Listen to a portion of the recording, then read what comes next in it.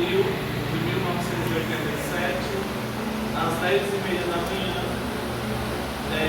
sob a navegação de que meu pai tinha mandado me abortar, com 2 meses de gestação. Essa foi a primeira tentativa de morte que fizeram contra mim. A segunda tentativa de morte é por eu ser uma pessoa LGBT, o país que mais mata pessoas dessa coletividade, né? E a terceira morte que eu sobrevivi foi a do HIV, quando eu fui diagnosticado em 29 de maio de 2009, onde eu recebi o exame confirmatório de HIV. Lembrando que o mundo era outro, em 2009, nós estamos em 2025, 16 anos depois, e se eu estou aqui, é sinal de que o HIV não mata, né? Fora tudo isso, eu sou artista, eu sou ator, né? Dentro dessa questão do artístico, eu sou ator de teatro, escritor de livro, produtor, diretor de teatro também, e por aí vai, né? Performance, eu estou dando aula agora no Centro Cultural Bom Jardim, o curso técnico, o primeiro curso técnico de teatro do Ceará, no Centro Cultural Bom Jardim, eu estou lá também. Eu sou formado em História, sou formado em teatro, sou especialista em arte e educação, especialista em teatro e mestre em performance. O que é performance, né? Performance é quando eu pego essa cadeira e o significado dela não aponta mais para ela. Não é mais uma cadeira, simboliza outra coisa. Mas por exemplo, vamos lá. Idosos querem sentar e têm direito a sentar no ônibus. Eu posso pegar essa cadeira e transformar ela num menino preguiçoso que finge que dorme. Então já não é mais uma cadeira, já não tem mais a utilidade da cadeira. A cadeira vai convencionar-se em outra coisa. Então a visão disso vai ser outra, certo? A partir do momento em que eu saio do metrô, ali na estação José de Alencar, com o prontuário, né? Eu coloco HIV positivo, prontuário 63674. Eu me transformo em um prontuário. O prontuário deixa de apontar para si. Ele aponta agora para toda a questão do HIV, certo? É meio complicada a performance porque as coisas, os objetos, as pessoas, elas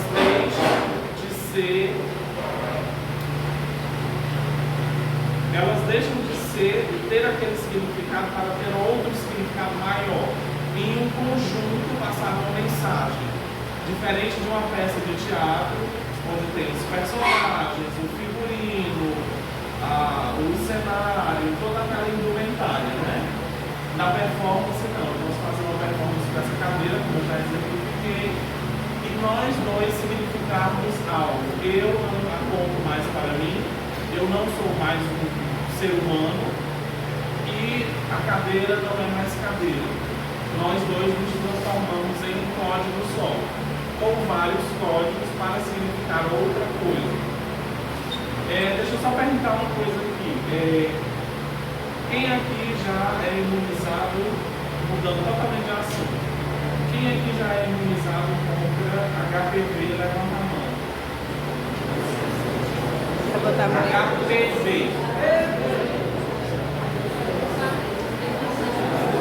Quem não é imunizado ou não sabe, levanta a mão.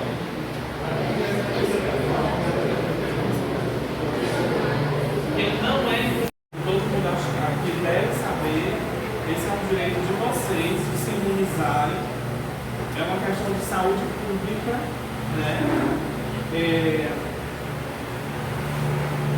Vocês já estão em idade, né? Em idade interessante, né? De começar os hormônios e tudo mais. E aí tem aquela coisa que eu não preciso dizer que é a melhor das proteções, chamado preservativo. E aí isso vai mexer com muito da religião, do credo religioso, vai mexer com sexualidade, se a pessoa é hétero, gay, trans, bi, não binário, vai mexer com uma série de coisas, vai mexer com igreja católica, vai mexer com igreja protestante, candomblé, umbanda, espiritismo, cada pessoa vai ter o seu credo religioso. Veja como o HIV, ele abarca tudo isso. Então, se eu pego HIV, é porque eu sou uma pessoa promíscua, sim ou não? Mas quem achar que sim, pode levantar a mão, sem o menor problema. Ok.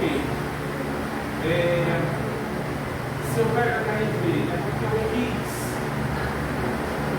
Eu vou ali 3 horas da tarde pegar HIV. Peguei HIV, que legal. Não sofrer preconceito. Né? Então, nesse momento, nesse lugar onde eu me coloco como LGBT, pessoa vivendo com HIV, artista, são 3 coisas que a direita odeia. E aí eu não vou fazer aqui essa questão de partido, porque cada um tem o seu enfim, a gente sabe o que aconteceu nos últimos anos no Brasil por causa de falta de vacina, por causa de falta de infraestrutura hospitalar. Eu mesmo estava no hospital agora, quase que não sou atendido, e tive que aplazar uma palestra inteira. Então, a culpa não é dos profissionais de saúde, a culpa não é da gestão do hospital, mas de quem governa a gente. E a gente é governado, gente. O corpo da gente é governado. Partindo do seguinte princípio: a partir do momento que você nasce, você tem uma certidão de nascimento. A partir dessa certidão de nascimento, você tem um RG e posteriormente um CPF. Você é chipado, carimbado com um CPF. E até a sua morte, você entra no IML e lá o sistema diz, dado baixo. Você morre, você já não contribui mais em as suas coisas, seu aposento, seu trabalho. E aí, o que é que importa? Pegar mais mão de obra, fazer mais gente trabalhar. E essa é uma lógica capitalista, onde a gente tem que viver. E aí, às vezes, as pessoas me chamam de romântico, porque eu tento fugir dessa lógica capitalista. É impossível? É impossível. E o HIV, ele mexe no espiritual, eu falo de crença, de fé, no econômico, na parte sentimental da vida da pessoa. Você imagina se eu sou filho de pessoas conservadoras e descobrem de repente que o filho quer ser artista, que ele é gay e que ele tem HIV. É rua. E muitas pessoas estão morrendo por causa deste conservadorismo, que às vezes não é só de direita, às vezes também está na esquerda, né? Porque eu também não tenho política de estimação. Eu só vou tentando contornar a situação enquanto cidadão, enquanto pessoa com direito civil, para que os meus interesses sejam defendidos. Quais são os meus interesses? Que eu e a população da minha cidade tenhamos medicação, atendimento público de saúde de qualidade, comida, água potável, né? Que eu tenha uma casa para morar, que eu tenha roupa para vestir, que eu tenha teto, que eu tenha, enfim, que eu tenha educação. São direitos fundamentais. Mas estudando o HIV a fundo nas artes, eu estou começando a me dar conta que tem uma galera que não quer que a gente tenha isso. E somente aqui, nesse espaço, nesse lugar, que é a escola, partindo lá para a faculdade, onde é colocado na cabeça de vocês que é muito difícil passar no Enem, que não é. Tá? Nunca coloquem isso na cabeça de vocês. Somente nesses locais, escola e universidade, é que vocês vão conseguir alguma coisa. Essa ideia de empreendedorismo é uma ideia ultrapassada, mega romantizada, porque aí tira-se todos os direitos dos trabalhadores. Quando você não tem férias, 13º, nada, você só tem o que você produz. Como uma pessoa vivendo com HIV, eu infelizmente não consigo trabalho, porque toda empresa vai dizer, infelizmente a gente não pode te contratar. Eu digo, mas é porque eu tenho HIV? Não, foi naquele detalhe da seleção. Eles sabem como opera, eles sabem como trabalhar. Toda empresa já sabe como fazer isso. Eu sou professor. Eu não sou concursado. É porque eu não estudei, fazendo todas essas faculdades. Será que eu não tenho a mínima capacidade de dar aula? Eu não estou fazendo aqui. Estou ministrando um conteúdo sobre AIDS, né? Vamos mudar de assunto novamente. A segunda pergunta: quem é que é imunizado para a hepatite B? Tem certeza? E diminuiu. Baixa a mão. Quem não é imunizado ou não sabe se é imunizado para a hepatite B? Gente, não há vergonha em não saber ou não ser. Sabe? Pode levantar a mão tranquilo. Quem aqui já fez um teste de HIV? Aí é onde a gente obtém a resposta de tudo isso que eu estou falando. Há um conservadorismo em cima disso ou não há? Ou vocês acham que o corpo de vocês, com esses hormônios, com essa vontade incessante, né, nos períodos de masturbação e no início da sexualidade, vocês acham que vocês não correm risco de contrair o HIV? Onde a população majoritária que pega HIV é de 14 a 25 anos. Então vocês estão no meio do fogaréu e não sabem. Mas todo ano é importante que vocês façam um exame, pelo menos, de HIV, sífilis e hepatites virais. Por quê? Por causa dessas questões todas de sexualidade. Entende? Eu não vou fazer juízo de valor, porque aqui tem meninas, meninos, e aí, mulheres, eu vou dar um aviso sério para vocês. Vocês têm muito mais propensão a pegar ISTs do que os homens. Pelo formato das nossas genitárias, vocês têm mais. Por exemplo, eu sou gay.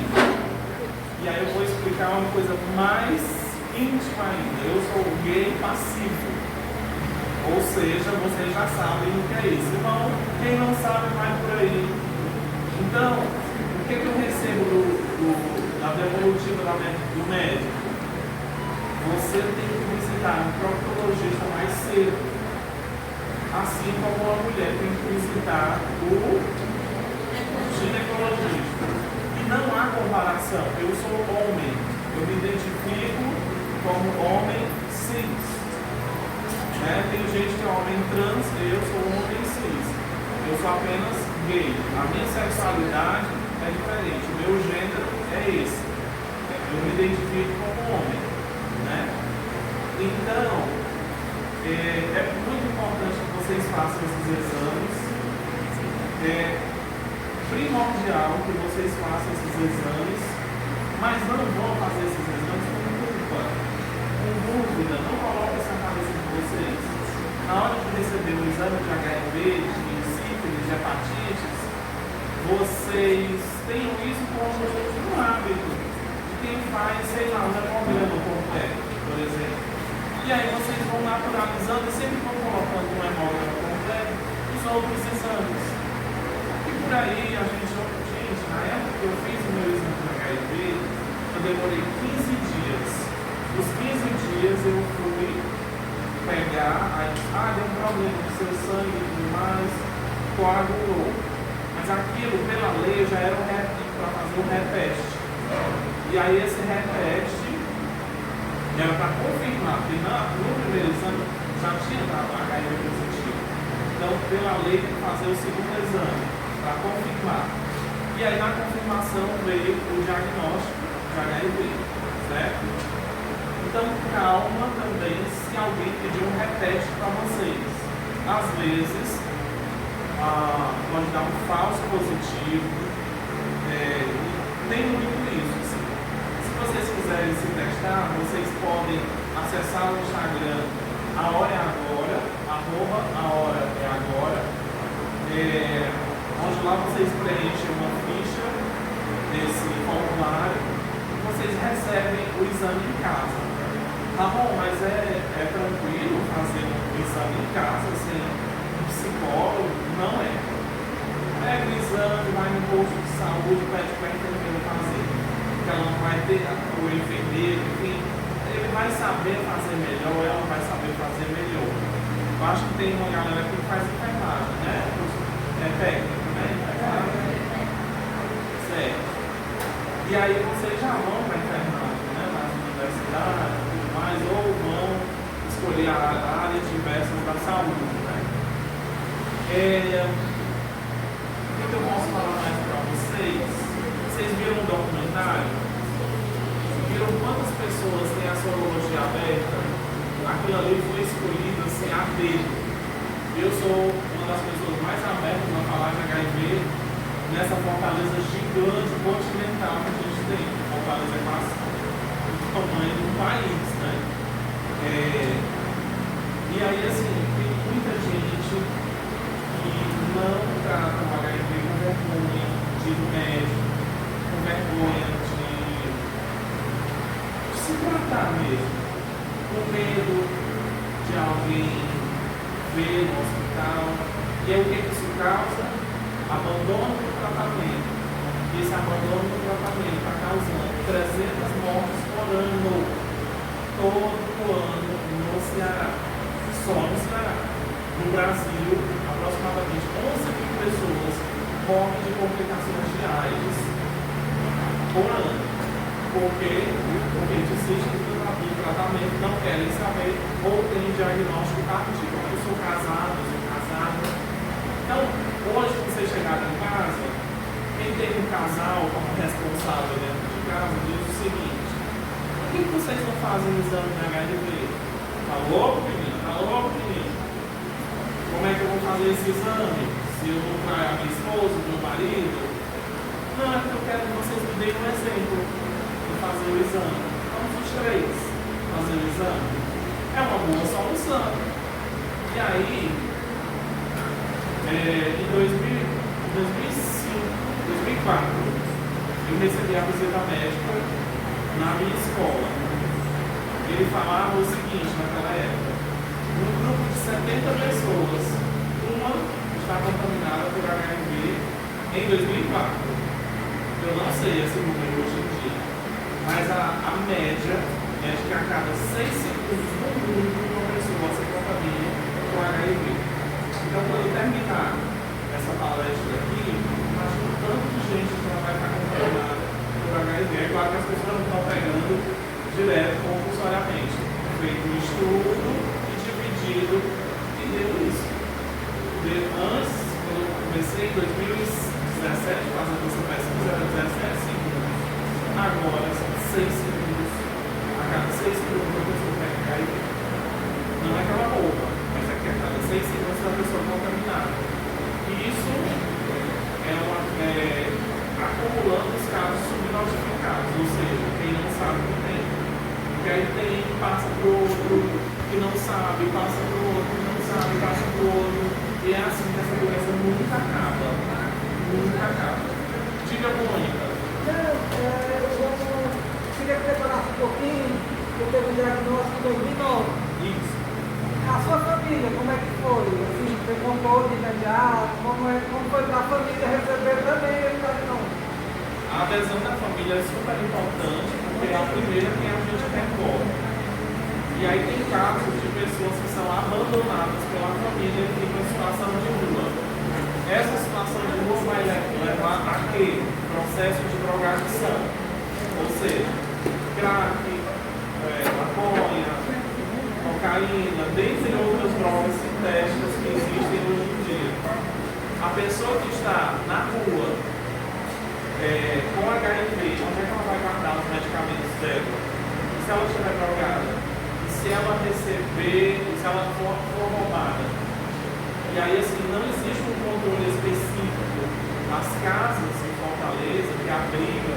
Aqui a gente tem a Rede Nacional de Pessoas Vivendo com HIV/AIDS, que é a RNP, que distribui uma cesta básica por mês.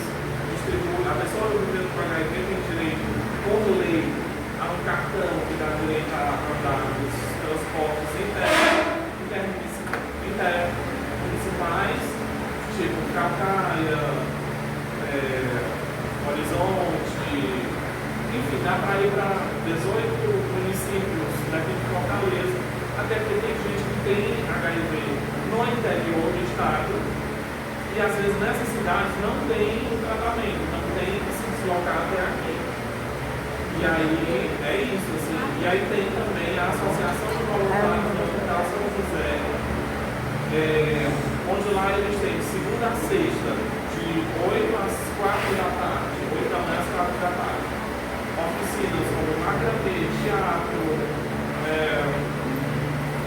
atendimento psicológico, atendimento de tudo que vocês possam imaginar na área da saúde, certo? Então, o abandono da família é algo que provoca uma chaga muito grande. Antes do HIV e depois, como foi essa coisa? Porque teve dificuldade em arranjar um namorado? Como é que ficou sua vida afetiva e sexual? A minha vida afetiva e sexual, a sexual sempre é mais fácil, né? Porque para ter uma relação sexual você tem com qualquer pessoa. Agora, a afetividade, toda vida que outra pessoa sabia que eu tinha HIV, inventava uma briga, uma desculpa que não podia mais namorar, porque me considerava um gay no filme. Ou seja, eu não vou ficar com uma pessoa que tem HIV e tudo mais. Para vocês terem uma ideia, é tão forte que teve uma vez que eu descobri que outro rapaz era HIV positivo e não quis ficar com ele. E aí eu trabalhei isso muitos anos, até que hoje eu tenho histórico de alguns parceiros com HIV que a gente, sabe, hoje em dia isso para mim mas assim, eu vinha no estágio de vocês. Eu era uma pessoa que não tinha HIV, eu era uma pessoa considerada sem necessidade de usar medicação, mas eu passei 8 anos da minha vida sem ter relações afetivas, afeto, só sexuais e sem a construção de uma relação afetiva. Isso danifica a cabeça do ser humano de uma forma absurda, porque você não consegue mais interagir socialmente com as pessoas.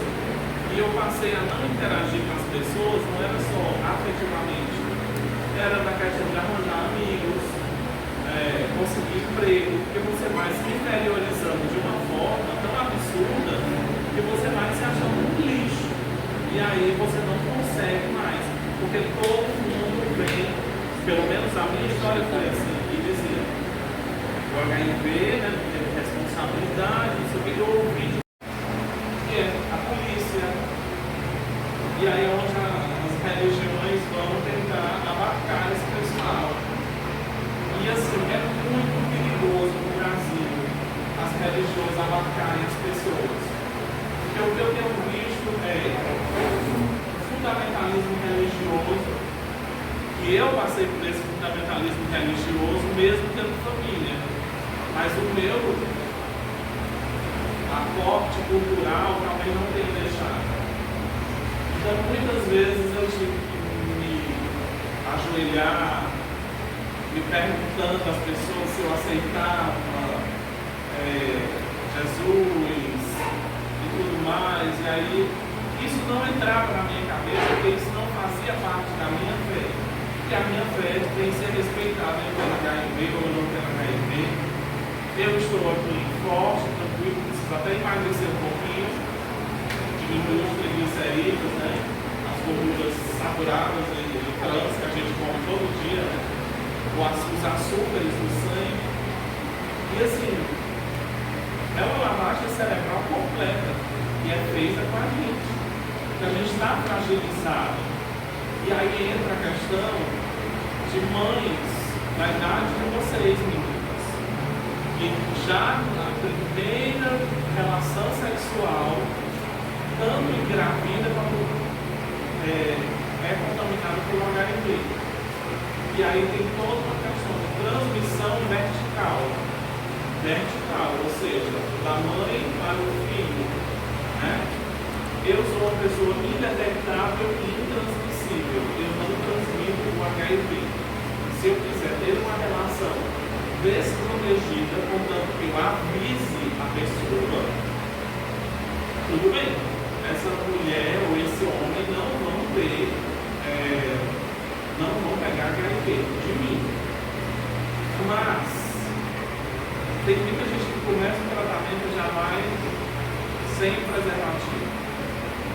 E no caso, eu prefiro com preservativo, porque eu tenho que me proteger das outras ISTs também, né? Então o preservativo, vocês estão vendo que ele sempre está sinalizando: eu sou o melhor, eu sou o melhor, eu sou o melhor. E a gente chama o preservativo como? Para homem e para mulher? Existe isso hoje em dia? Existe o quê? Muito bem, intérprete é que a gente não sabe como é que a gente usa, né? Inclusive, há uma parcela da população gay que usa preservativo interno, né? Por uma série de questões. O Ministério da Saúde ainda não aprova esse uso, né? Porque é perigoso por causa da fricção e é perigoso que entre o preservativo dentro do ânus e aquilo se torna uma relação de risco, né? Então a gente ainda recomenda que se use o preservativo externo para relações homoafetivas. Vocês têm alguma dúvida? Eu estou falando demais. Eu tenho. Pode perguntar o que quiser. Quem quiser perguntar, pode levantar a mãozinha, não tímido. Aproveita a presença do Rampão. Estou aqui para responder o que vocês quiserem. Você pergunta. Se crescer, está crescendo o crescimento do conservadorismo e da religiosidade dos jovens. E isso pode afetar o cenário da nossa sociedade de fato. Porque, querendo ou não, por exemplo, eu sei que tem muitas pessoas muito dedicadas com esse assunto. E eu não me preocupo com isso. Sim, com certeza. E a minha pergunta para ti, que está nesse espaço de fala, é se você acha que isso vai afetar isso daqui para frente, porque os jovens também isso. Assim como as pessoas têm o direito de falarem o que elas querem, elas têm o direito de professar a fé delas, elas têm o direito de viver a sexualidade delas, eu também tenho o direito de viver a minha. Quem disse que a minha fé está correta?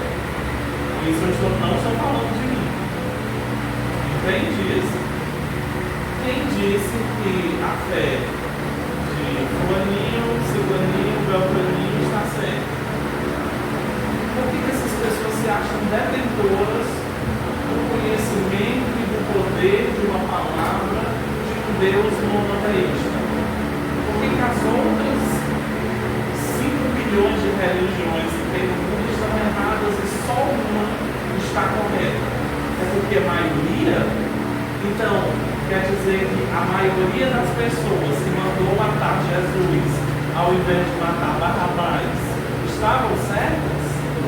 Eu acho que não é pensado nisso. Eu estou falando com dado histórico do personagem bíblico, né? Então, a gente cresceu numa sociedade machista, patriarcal, onde o homem domina a religião. Homens héteros, brancos, jamais vão querer descer do seu poder. E isso não se engane. Pode ser um aluno daqui, pode ser o presidente da República. Jamais eles vão querer sair do poder deles.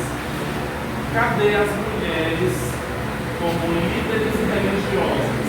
Ah, mas tem a pastora tal, a freira e não sei o quê. Com o poder que os homens têm? Jamais. Jamais foi dado a vocês, mulheres, o poder de entender o quanto vocês são bons e necessários.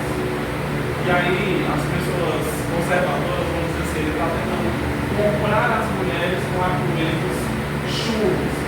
Mas vocês já perceberam que até os serviços domésticos, se eles pararem, não para também. Porque é muito legal a gente estar aqui de roupinha lavada, de vestido cheio, né? Mas quem faz geralmente é uma mão feminina. E às vezes a mão feminina aponta para ela própria. Eu estou errada. Eu estou pecando. Essa noção de pecado já não me agride mais. Porque eu entendi que as pessoas podem acreditar no que elas quiserem. E o proselitismo religioso, ou seja, vem para a minha fé e a qualquer. Senão você vai sofrer as penúrias, né? Daquilo tudo que a gente já conhece.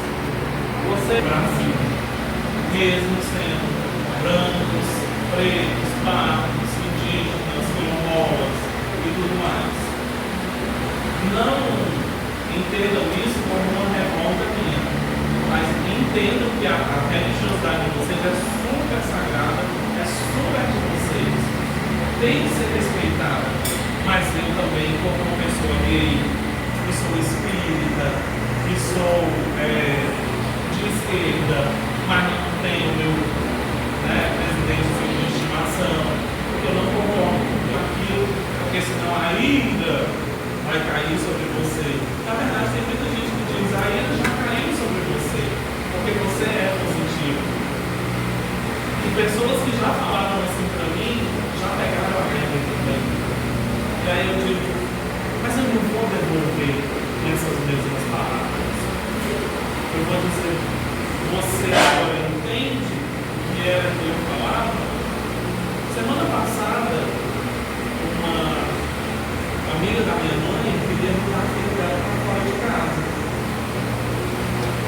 E aí eu disse assim, qual é a moral que você tem de colocar sua filha para fora de casa? Por ela ser lésbica, sendo que você, na sua juventude, fez coisas piores. Então, qual é a moral das pessoas para falarem mal da minha conduta? Seria melhor que cada um cuidasse da sua conduta? Porque, pelo que eu me lembro, o meu CPF é meu. Né? É por isso que a gente tem um conjunto de leis, que tem o nome Yasmin, que nos protege a nossa sorologia fechada. Por isso tem lei hoje de casamento civil afetivo. Por isso tem leis hoje. Exatamente. E aí as outras leis que já é francês é o poder disciplinar e o poder, mas são dois poderes. Mas eu não vou lembrar o outro. Mas tem dois poderes que estão em cima de vocês. Um é em cima da personalidade de cada um e o outro é em cima do coletivo. Então, eu sou um desobediente civil na vista de muita gente. Eu não vou ter esposa, talvez eu não tenha filhos, eu não vou seguir uma vida como as pessoas esperam que eu siga. Eu já nasci carimbado na igreja católica, eu não quis a igreja católica, porque estudando eu vi que eu e outros como eu fomos queimados na fogueira da Inquisição. Então os meus ancestrais gays foram queimados na fogueira. O primeiro caso de LGBTfobia no Brasil registrado foi o Tibira, que assim eram chamados os gays, Tibia, né? E ele foi morto da seguinte forma: sem autorização da Inquisição. Colocaram ele em cima de um canhão e dispararam uma bala. Um pedaço do corpo dele foi para um lado, todo. Eu vou respeitar uma instituição que faz isso e não se redime, não pede perdão. Então, já tive as minhas oportunidades de chegar a receber passivamente as coisas que as pessoas nos dizem, né? Como a gente mora na América Latina, e esse termo foi cunhado, sabe por quê? Por europeu. A gente se orgulha tanto de Fortaleza, ali no passeio público, mas ela faz parte da Bela Época. A gente tem um complexo de vira-latas enorme. Tem gente no Brasil que abre as pernas para os Estados Unidos. E aí, eu não posso fazer nada com relação a isso. A gente está vivendo uma época mega complicada economicamente no país. Olha como a AIDS abarca tudo isso. Sabe o que pode acontecer com essas questões de tarem fácil? E aí quer matar uma pessoa com HIV, tira um remédio. É fácil, é muito simples. Eu tomo 3 medicações por dia. Aos 40 anos, hoje eu tenho 38. Quando eu tiver 40 anos, eu vou tomar um. E aí está chegando as coisas, de injeção, pode ser que 6 meses eu tomo uma injeção. Acabou. Eu não se fala mais disso, né? Mas eu tenho que ficar voltando no serviço que é público, que pode cair a qualquer momento. Eu saio na rua, se alguém gosta da minha cara, que eu sou gay, posso ser assassinado. Dentre outras milhares de coisas que são marcadores sociais do povo de vocês também. Entendeu? Então, uma coisa que eu digo, uma bicha latino-americana, que sou eu, positiva para HIV, filho de mãe solo, o conselho que eu dou para vocês é reajam, estudem, vão à luta, cuidado com as ideologias que estão colocando na cabeça de vocês. Eu não estou falando nem do lado nem do outro. Sigam as ideologias de vocês, olhem para dentro de vocês e pesquisem o que é que vocês realmente querem para a vida de vocês. Senão vocês vão virar a lojinha, que é confundida com empregada no meio dos brancos da direita, porque é negra. Entende isso? Ela defende quem não gosta dela. Isso é muito complicado. Bom, esse livro que eu estou explicando aqui, toda essa história, é financiada pela Lei Paulo Gustavo, Lei 195/2022, Termo de Fomento 857/2024, Secretaria de Cultura do Estado do Ceará, Ministério da Cultura do Governo Federal. O meu fiscal se chama Gessé Santana e eu estou cumprindo aqui junto com o Luiz, que é um intérprete de Libras, uma palestra na escola Paulo Petróleo, na Barra do Ceará, no dia 1º de agosto de 2025, e nós estamos encerrando o ciclo de palestras, onde hoje foi passado um documentário chamado Vidas Positivas, e onde todo mundo está aqui para entender mais ou menos as engrenagens do capitalismo contra o HIV, do neoliberalismo contra o HIV e do conservadorismo contra o HIV. E como é que a gente pode, pela saúde, com os alunos do curso técnico da escola de enfermagem e de informática e guia de turismo, como é que a gente pode combater a violência que é um grande número de pessoas vitimadas de complicações diárias. Gente, muito obrigado.